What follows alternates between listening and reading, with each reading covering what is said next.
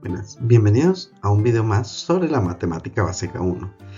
En este video vamos a tratar desde funciones, sus transformaciones, hasta sus respectivas operaciones. Entonces, primeramente, hablemos qué es una función. Una función, por así decirlo, es una serie de reglas que nosotros aplicamos a ciertos valores. Estos valores a los que se los vamos a realizar se le llaman dominio. Y que después de aplicar ese conjunto de operaciones ingresando estos valores a la función, nos van a contestar con otros valores, el cual estos otros valores con los cuales recibimos los llamamos rango. Lo importante de las funciones mayormente, más que operarlos, son sus gráficas. Entonces, de forma gráfica, si lo vemos desde un plano X y Y, el dominio son los valores en X que nosotros podemos utilizar en la función, y el rango son los valores en Y o la imagen que vamos a obtener de dicha función en ese plano. Observamos que aquí en esta función nosotros evaluamos la función en el valor A. Entonces nos posicionamos en X y observamos si extendemos una línea vertical sobre ese valor en X, donde intersectemos va a ser el valor en Y después de realizar en dicha función. Entonces la función tiene que cumplir una simple regla, y es que tiene que aceptar la prueba de la recta vertical. Y es que si yo a una curva en el espacio le atravieso una recta vertical, solamente tienen que intersectar esta curva con la recta una sola vez para que sea una función. En este caso observamos que no importa en qué valor de X yo me coloque, cuando yo realice la recta siempre me va a contestar solamente con una intersección.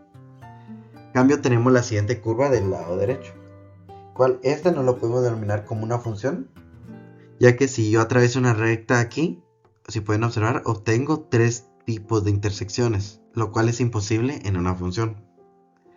Y aunque en todo el dominio esto no suceda, solo con que lo suceda en una parte en específico ya es suficiente para no considerarla como una función. Entonces, digamos, hay varias formas de clasificar funciones, pero una de las más clásicas es dividirlo como funciones pares o impares, y el resto de grupos de funciones que no lo son. Es una forma de clasificar mayormente las funciones polinomiales, que son las más comunes que uno observa en la básica 1, y es fácil de intuir. Para que una función sea par, si yo evalúo en la función un valor negativo, este me va a contestar con el mismo valor, pero que si yo lo evaluara en un valor positivo. Observemos. Si yo me posiciono, digamos, en esta posición A, la función me va a contestar con este valor. Pero si yo me posiciono en ese mismo valor de A, pero en negativo, a la hora que yo lo evalúe en la función, también me va a responder con el mismo valor. Y esta es una característica de las funciones par y tiene que suceder en todo su dominio. ¿Y por qué se le llama par? Porque las funciones que cumplen esto principalmente son las polinomiales de grado par. La más famosa es una ecuación cuadrática, pero también puede ser una ecuación elevada a la cuarta con el exponente a la sexta, y así sucesivamente. Ahora, para que una función sea impar, yo cuando evalúe un valor en negativo, él me va a contestar con este mismo valor en el lado positivo, pero con un valor negativo. ¿Cómo así? Digamos que me posiciono aquí y evalúo A. Cuando me coloco acá, podemos observar que el valor donde intersecta es f de A. Pero digamos que ahora lo quiero evaluar en menos A. Cuando realice lo ingrese a la función, observo que me contestó en el mismo valor de A, de f de A, pero en negativo. Y esto sucede consecutivamente en todo el dominio. Entonces, esto se le llama una función impar, y la más famosa sería la cúbica, pero también puede ser con la quinta, con la séptima o con la de noveno orden, y así consecutivamente. Ahora entremos sobre gráfica de funciones. Y esta es una manera de que uno, conociendo una función básica, al yo obtener una función similar pero con ciertas modificaciones, pueda yo saber cuál va a ser su forma solo realizándole modificaciones a esa forma básica, digamos, de la función. Y aquí hay varias formas de poder aplicar este tipo de modificaciones. La primera de todas es la reflexión. Hay dos tipos de reflexiones. Si yo aplico una reflexión, o sea, coloco un valor negativo afuera del valor de la función, yo voy a hacer un reflejo de mi función original, pero respecto al eje X. Como podemos ver, está volteado, pero para el otro lado. Y esto es curioso, ¿por qué? Porque aunque sea en el eje X, a los valores que yo voy a afectar totalmente son a los valores de Y. Ya que si valía, digamos, este valor en Y vale A, al aplicar esta reflexión, ahora va a valer menos A. Y los que no cambian son los de Y, porque digamos que este A está ubicado en un valor de X en B. Y observamos que después de aplicar la reflexión no cambia. La B sigue siendo la misma, aunque el valor de A cambió de valor. Ahora hay otra reflexión, pero es aplicándolo dentro, evaluándolo dentro de la función. Ese es un reflejo de la gráfica, pero en el eje Y, pero que solo afecta a los valores en X. Podemos observar que la gráfica original se voltea, pero ahora utilizando como eje de simetría el eje Y. Entonces, después de realizar esta simetría, podemos observar que los valores que se ven afectados totalmente son X y no los de Y. Miremoslo en una comparación. Digamos que me posiciono en el valor A. Observamos que esto me va a posicionar en el valor B. Pero después de aplicar esa reflexión, observamos que si yo me posiciono ahora en menos A, cuando lo evalúe, puedo obtener el mismo valor de B. Entonces solo X se ve afectado en este tipo de reflexión. Ahora, otra es la traslación vertical.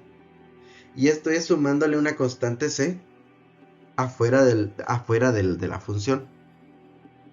Si yo a una función f de x le sumo un valor c, lo que voy a hacer es que a mi función original la voy a desplazar todas sus partes x unidades hacia arriba. Y lo inverso sucede si yo le restara ese mismo valor de c. Cuando yo lo hago mi función original, yo lo voy a desplazar c unidades hacia abajo. Asimismo, como sucede en la traslación vertical, también existe una traslación horizontal. Solo que hay que pensarlo al revés. ¿Por qué? Porque si yo aplico dentro de mi función, dentro de la evaluación de mi función, yo le sumo un valor c, no me voy a desplazar a la derecha como sería la lógica. Me voy a desplazar a la inversa, o sea, me voy a desplazar c unidades a la izquierda. Y lo inverso sucede si yo le restara c. Si yo le resto una c, lo que voy a hacer no es irme a la izquierda, sino me voy a mover c unidades a la derecha. Ahora solo nos faltaría ver los últimos, que son los estiramientos y la compresión vertical. Para esto es fácil, hay que multiplicar una constante fuera de mi función. Y aquí lo que interesa es qué valor tiene esa constante. Si mi constante c es un número mayor a 1, si fuera un 1.5, 2, 3, 4, 5, lo que voy a hacer es estirar mi función a un factor de c veces. Digamos que si yo me posiciono acá, este sería el valor a. Pero al aplicar, digamos, si mi factor fuera c igual a 2, mi nueva posición después de la modificación sería el doble de a en y. Y eso mismo sucedería con el resto de puntos de mi función. Ahora, si el valor de mi c es un valor entre 0 y 1, en vez de pasar un estiramiento, lo que va a haber va a ser una compresión en función del factor c. ¿Qué quiere decir? Que sea un número decimal. Si yo lo hago, digamos, mi factor c fuera un medio, digamos que en mi punto original fuera este, después de aplicarle la modificación, esto pasaría a ser a medios, la mitad de a. Y así mismo pasaría con el resto de puntos de la función. Ahora, en el caso del estiramiento y compresión horizontal, para que esto suceda, uno tiene que multiplicar esa constante dentro de la función evaluada. Y aquí sucede como sucedía con los trasladamientos horizontales. Hay que pensarlo al revés. Ya que en este caso, si la constante es mayor a 1, lo que va a pasar en realidad es una compresión. Una compresión, pero a la inversa de la constante que teníamos. Por ejemplo, si yo voy a trabajar con una constante c igual a 2, la compresión va a ser un factor de un medio. Si yo me ubico en un valor en x, digamos que me ubico en este valor de x, va a ser xa.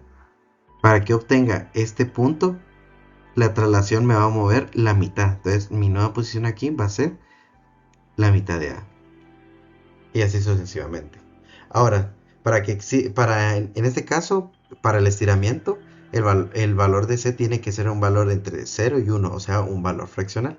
Y sucede lo mismo, se estira en un factor a la inversa de esa constante.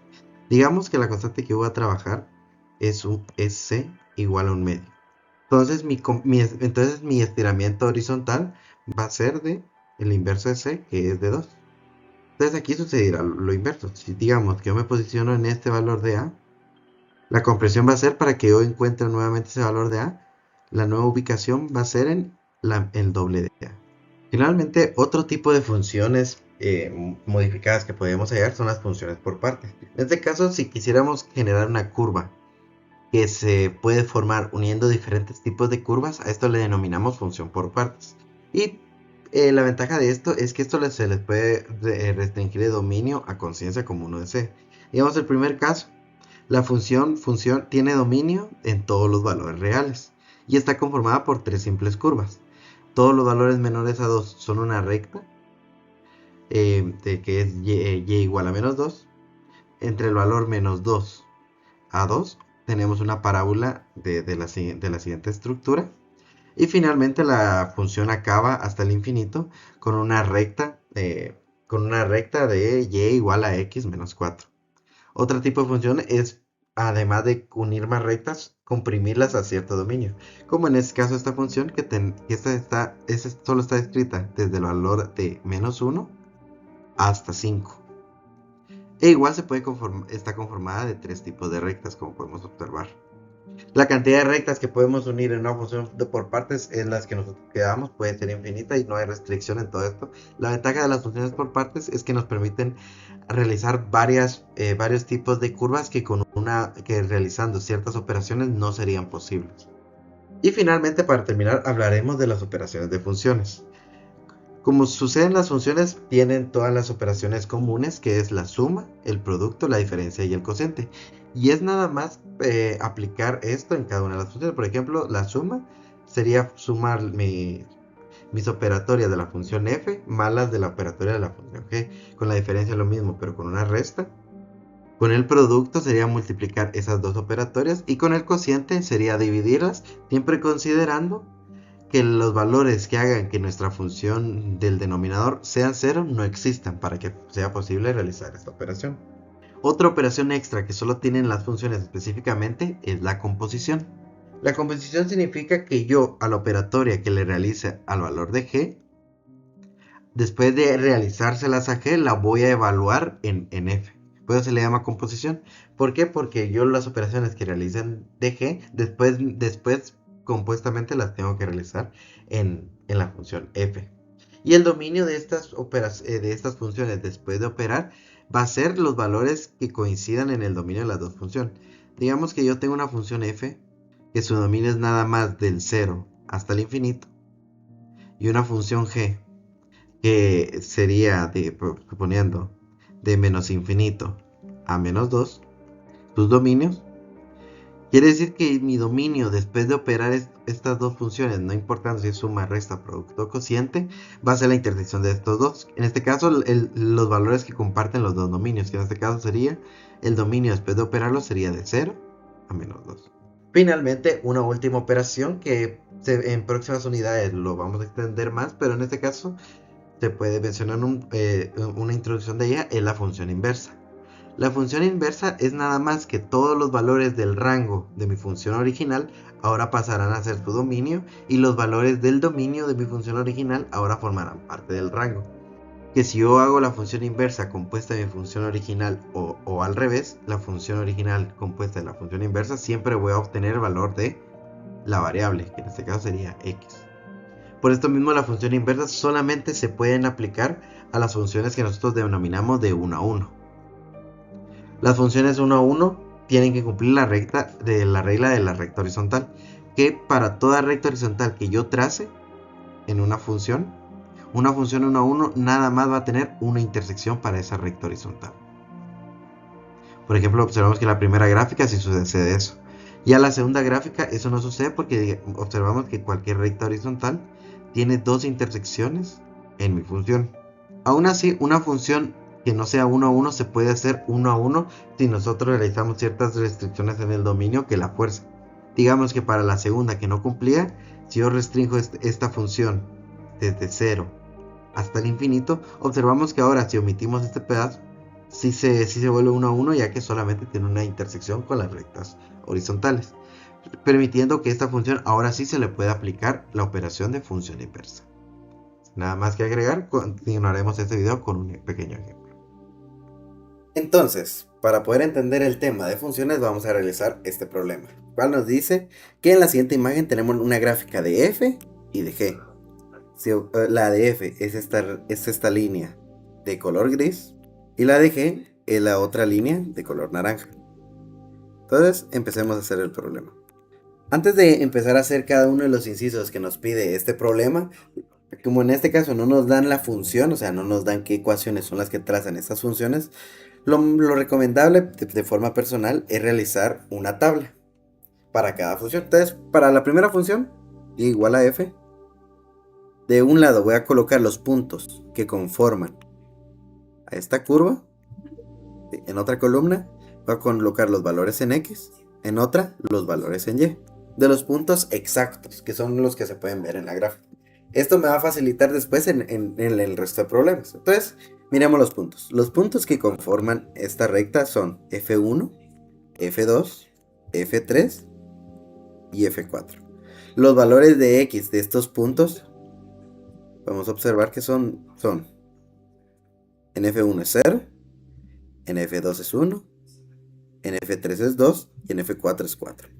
Para los valores en Y podemos observar que para F1 es 0, para F2 es 1 también. Para F3, miramos que es una aproximación. Podemos observar que es antes del 1.5. Entonces podemos decir que es aproximadamente 1.4. Una aproximación nada más. Y el de 4, la ventaja es que sí es exacto. Entonces el de este es... Esos son específicamente para los puntos que conforman f de x.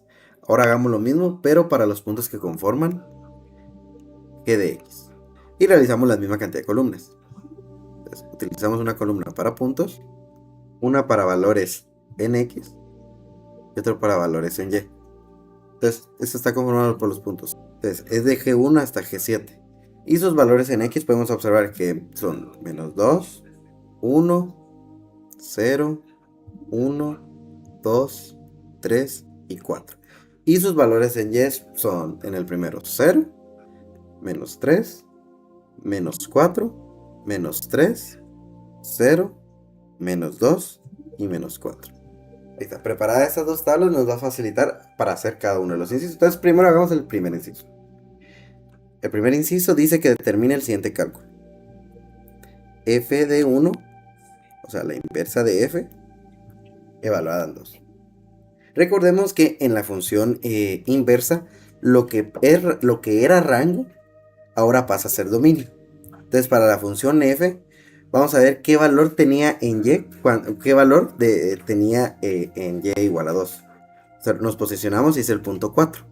Entonces para f inversa de 1, cuando yo la evalúo en 2, yo obtengo 4. ¿Por qué motivo? Porque como es la inversa, entonces, si yo la función normal lo hubiera evaluado en 2, hubiera obtenido aproximadamente 1.4. Pero recordemos que la función inversa es al revés. Voy a buscar el punto en y y después busco qué valor de x dio ese valor en y. En este caso busqué y era 2. ¿Y qué valor de x utilicé para eso?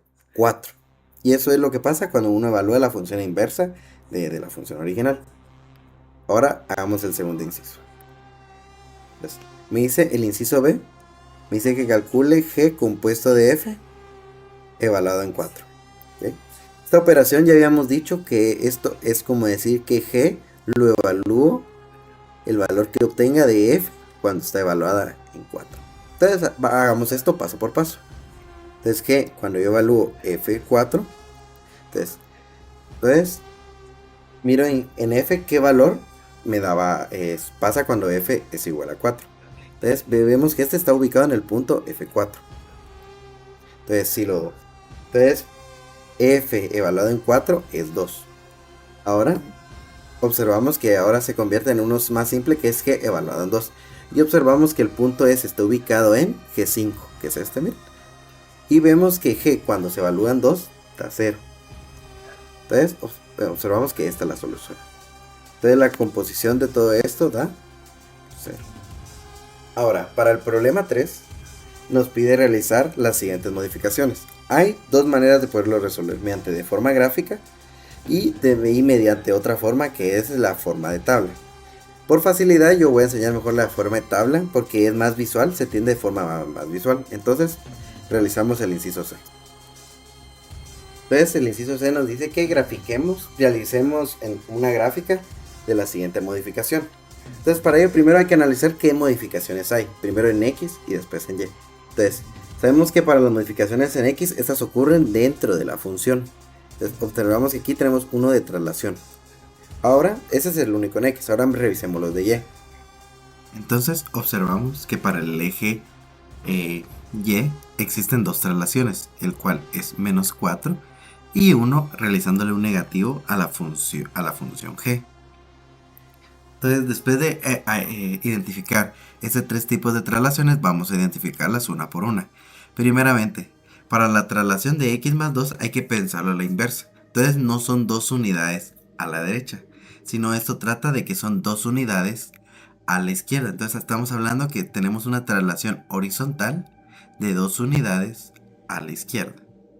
Para la segunda traslación, observamos que se restó menos cuarto. Para en el caso de traslaciones en el eje vertical, aquí sí no hay que pensarlo a la inversa. Entonces aquí es fácil porque nos dice que es una traslación de 4 unidades y como es negativo, quiere decir que son de 4 unidades hacia abajo. Y finalmente tenemos la tercera modificación que es un menos al G de X, la cual quiere decir que es una reflexión con el eje de simetría en X. Por lo cual los valores que se van a ver afectados son los valores en Y y no los de X. Esto es una modificación más al eje de las Y. Entonces para identificar estas traslaciones las vamos a realizar. Vamos a agregarle dos columnas más a nuestra tabla. Entonces para la primera columna que vamos a agregar, vamos a ingresar las modificaciones que se le realizaron al eje de las X o los valores en X. Y vimos que esta solo es la primera modificación, que es de traslación de dos unidades a la izquierda. Entonces al valor de X le vamos a restar dos unidades. Ahora la otra columna son las modificaciones en el eje Y. Entonces para el eje Y observamos que tenemos una traslación de 4 unidades hacia abajo con una reflexión. Entonces al valor de Y hay que restarle 4 y multiplicarlo por su negativo. Entonces estas modificaciones las vamos evaluando en los puntos originales de los puntos. Entonces en el caso de las X, para G1 que valía menos 2, lo aplicamos en X menos 2 y da menos 4. Y así con el resto de puntos. Ya para el caso del eje de las Y, sustituimos los valores de Y de cada punto y colocamos lo que nos da de resultado. Por ejemplo, en G1 tenemos menos 2, evaluado en menos Y menos 4 da menos 4. Y así realizamos con el resto de puntos para también modificar los valores en Y. Ya teniendo estos puntos modificados, los vamos ahorita a trazar nuevamente en la gráfica. Entonces analizamos qué valores tenemos aquí. Observamos que para el eje de la Y el valor más alto es 0. Entonces mi eje va a empezar desde 0. Y para abajo observamos que el valor más bajo es menos 4. Entonces vamos a trazar en el eje Y valores de 0 hasta menos 4. Ahora para en X vamos a analizar cuál es su valor más bajo. Y observamos que en X, en G1 tiene el valor más bajo que es menos 4. Y el valor más alto que tenemos para la X es 2. Entonces vamos a trazar para el eje X desde menos 4 de unidades hasta llegar a las 2 unidades positivas. Ya trazado cada uno de los ejes, marcamos la posición nuevamente de los puntos. Observamos que G1 anteriormente estaba en menos 2 y 0. Ahora está posicionado en menos 4 en X y menos 4 en Y. También observamos que G2, que antes estaba en menos 1 en X y Y en menos 3, observamos que se cambia de menos 3 en X y menos 1 en Y. Y así realizamos esto con el resto de puntos. Con el punto G3, G4 hasta llegar con G7. Ya trazados los puntos, los unimos respetando el tipo de estructura que tenía la gráfica inicial. Entonces observamos que de G1 hasta G5, estos se unían mediante una parábola, o sea que eran curvas. Entonces las unimos usando ese mismo diseño. Ahora, de G5 hasta G7, esos formaban una línea. Entonces esos puntos los vamos a conectar con una línea. Y ya realizado esto, observamos que nuestra gráfica modificada que nos pedían quedaría de esta forma, terminando el inciso C. Entonces ahora el programa nos solicita realizar la siguiente operación, que es la suma de f de x y g de x. f de x más g de x lo podemos representar como evaluar f de x y sumarlo con la evaluación de g de x. Entonces, para poder saber que el dominio de esta nueva función, vamos a calcular por aparte los dominios de f y de g. Observamos que f en la figura que tenemos está definida desde menos 2 hasta 4. Y el dominio de g está definida desde 0 hasta 4. Observamos qué dominio se comparten entre los dos y observamos que para nuestra nueva función, que es la suma de f más g, va a ser el dominio que estos dos comparten, que es desde 0 hasta 4. Entonces, teniendo estos dominios, podemos omitir todo el lado de 0 a menos 2 de la función, ya que aunque esté definida en g, no está definida en f. Y vamos a realizar también una tabla. En mi tabla vamos a tener como primera columna los valores en x, después los valores evaluados de x en f y después los valores evaluados en g de x. Y como última columna, la suma de estas dos evaluaciones para realizar la operación. Para los valores en x vamos a hablar los valores en x de los puntos que se comparten entre las dos funciones. Entonces observamos que en mi gráfica el valor más pequeño que comparten ellas dos es de f1 y g3, que es x igual a 0. El siguiente sería x igual a 1. El tercero sería x igual a 2. Y para el caso de g6 no tiene su contraparte en la función f. Entonces en el valor de x en 3 lo omitimos, ya que aunque aparezca en g no aparezca en f. Y el siguiente se aparece, que es 4, que corresponde al punto g7 y f4. Ya definidos los puntos en x, los vamos evaluando en cada una de las funciones. Entonces a x0 lo evaluamos en f de x, que sería 0. A g respecto a 0, que sería en este caso 4. Realizamos lo mismo con el valor de 1, que para f sería 1 y g sería menos 3. Y así con el resto de puntos que comparten ellos dos. Recordemos que para el punto f en 2 utilizamos una aproximación que era de 1.4. Y el de g sí es exacto, que sabemos que en 2 vale 0. Y en 4 valdría 2 y en g valdría menos 4. Ahora para la tercera columna sumamos esos dos valores. Entonces para x0 sumamos 0 y menos 4, que sería de f y de g, quedaría menos 4. Para en x1 sería menos 2. Para 2 sería aproximadamente 1.4. Y para 4 sería menos 2. Ya realizada esta relación, vamos a trazar la gráfica para colocar estos puntos y trazar la nueva gráfica de esta operación que acabamos de realizar. Entonces, primero estos puntos los vamos a llamar FG1A1, FG2A2, FG3A3 y GF4A4 para poderlos identificar a la hora de realizar la gráfica. Entonces, observamos que en mi gráfica el valor más pequeño que tenemos de x es 0 y el valor más alto que tenemos es 4. Entonces vamos a anotar este eje de 0 hasta 4. Y en el caso de y observamos que el valor más alto es 1.4. Entonces podemos aproximarlo de 1 a 1.5. Y el valor más pequeño que tenemos es menos 4. Entonces anotamos todos los valores de menos 1 hasta menos 4. Ya trazado nuestro plano, utilizamos ya los pares que teníamos en los puntos e indicamos el punto G1 está ubicado en x0 menos 4. Ahora el punto FG2 lo teníamos ubicado en 1 y en y era menos 2. Y así consecutivamente con FG3 y FG4. Realizado ya estos puntos, después de unirlo mediante esta curva, podemos observar que esta va a ser la gráfica de f más g, realizando ya el inciso D. Ahora, para el inciso E me dice que construya la fórmula para g de x. Entonces, a simple vista podemos observar que g de x es una función por tramos, siendo la primera función una parábola y siendo la segunda función una recta. Entonces hay que saber qué funciones describen a la parábola del primer tramo y qué función describe a la recta del segundo tramo. Para ello vamos a utilizar el método gráfico de traslación de funciones. Para ello tenemos que definir a la parábola utilizando la función más común de las parábolas, que es y igual a x al cuadrado. Que si trazamos esa parábola en un plano, quedaría como una parábola ubicada en el plano cóncava hacia arriba y con el vértice ubicado en el origen. Pero nos damos cuenta que en la gráfica el vértice no está colocado en el origen, sino está colocado 4 unidades hacia abajo. Esa es una traslación vertical. Entonces a mi función original de la parábola le voy a restar un menos 4 para realizar esa traslación vertical. Entonces ahora dibujamos nuevamente esa parábola, pero ubicando su vértice 4 unidades hacia abajo, siendo esta ya la parábola que aparece en la función g de x. Pero eso no es suficiente, tengo que demostrar que esa es la parábola. Entonces para ello vamos a agarrar 2 puntos de mi parábola. Vamos a agarrar g4, que vimos que en g4 mi función vale en x igual a 1, tiene un valor de menos 3. Entonces yo cuando sustituya 1 en esta función que acabo de trasladar, me tiene evaluada en g, evaluada en 1, me tiene que dar menos 3. Entonces realizamos esta operación y observamos que después de realizada me da menos 3 cumpliéndolo.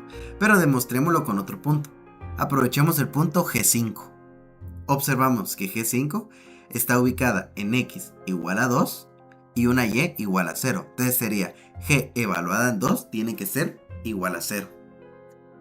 Entonces a la función de la parábola que yo acabo de trasladar, si le evalúo un 2 me tiene que dar 0. Entonces realizamos dicha operación. Y evaluada en 2, sustituimos 2 en x y después de realizar la operatoria observamos que da 0. Entonces esta parábola que acabamos de trasladar mediante el método gráfico es la parábola de mi función g de x. Entonces esa es la ecuación de mi primer tramo. Ahora para la ecuación del segundo tramo vamos a aprovechar la más conocida de la recta, que es y igual a x. Si trazamos esa función de y igual a x, es una recta que tira para arriba y que choca con el eje x desde el origen. Pero la recta de mi segundo tramo de g de x no va hacia arriba, va hacia abajo. Entonces esta tiene una reflexión en el eje x, que representaría multiplicando esa x con un menos. Entonces decimos que y es igual a menos x. Y si trazamos esa gráfica, va a ser la misma recta que de la anterior, solo que en vez de ir ascendiendo va a ir descendiendo, pero sigue chocando con el origen, lo cual lo diferencia con la de la gráfica g de x, la cual intersecta en el eje x en el valor de 2. Entonces mi función con ese desplazamiento horizontal quedaría y igual a menos x más 2, que si lo trazamos quedaría nuestra línea recta intersectando en el valor de 2. Pero eso no es suficiente. Podemos observar que en mi gráfica original, en esta gráfica, por cada movimiento que yo haga a la derecha, yo voy a bajar una unidad hacia abajo. Pero en la gráfica original de g de x, por cada unidad que yo me mueva a la derecha, en realidad estoy bajando 2 unidades hacia abajo. Mi recta en la realidad está alargada ya que por cada unidad que me mueva a la derecha yo me muevo 2 veces el doble hacia abajo. Entonces esto es un alargamiento en un factor de 2.